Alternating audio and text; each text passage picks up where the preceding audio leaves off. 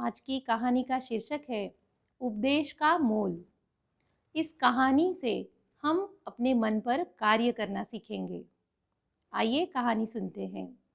गौतम बुद्ध एकांत स्थान पर बैठकर साधना में लीन थे। कुछ देर के पश्चात उन्होंने अपनी आंखें खोली तो अपने प्रिय शिष्यों को सामने पाया। सभी शिष्य गौतम बुद्ध से कुछ जानने के लिए आतुर थे।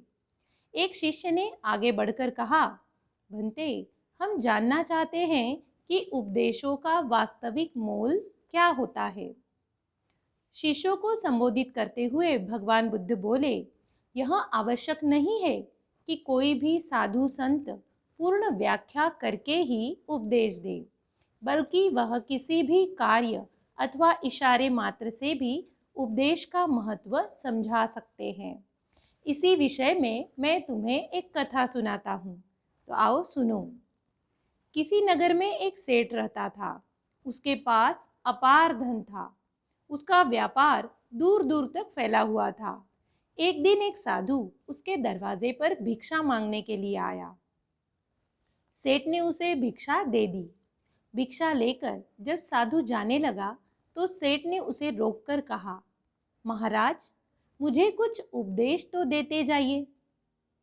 साधु ने उसकी ओर देखा और बोला, हफ्ते भर बाद आज ही के दिन मैं फिर आऊंगा, तब तुम्हें उपदेश दूंगा।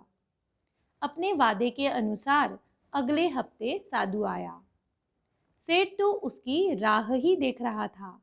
उसने उसे देने के लिए तरह तरह के पकवान तैयार करवा रखे थे। साधु ने उसके आगे अपना कमंडलू कर दिया, लेकिन सेठ जैसे ही उसमें कुछ पकवान डालने को हुए कि उसका हाथ वहीं का वहीं रुक गया और बोला, स्वामी जी, इसमें तो कूड़ा है। तो साधु ने प्रश्न भरी निगाह से उसकी ओर देखा। सेठ ने कहा, इसे साफ कर दीजिए। साधु ने उसे झाड़कर पोंछकर दे दिया। सेठ ने उसमें खाने की चीजें डाल दी। भिक्षा लेकर साधु जाने लगा तो सेठ ने कहा, महाराज, आप तो जा रहे हैं, क्या भूल गए कि आज आपने मुझे उपदेश देने का वचन दिया था? साधु बोला, अरे, क्या तुम्हें उपदेश नहीं मिला?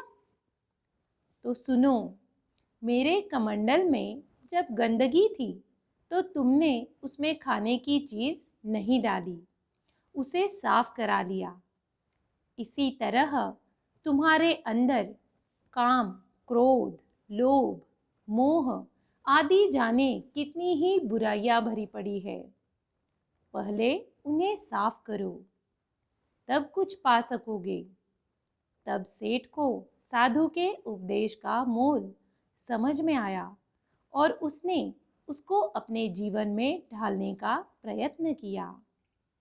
कहते हैं कि मस्तिष्क कोई कचरे का डिब्बा नहीं है जिसमें आप क्रोध, अहंकार, लोभ, मोह माया और किसी से जलन रखें। मस्तिष्क तो एक ऐसा खजाना है जिसमें आप ज्ञान और विज्ञान की बातें भर सकते हैं।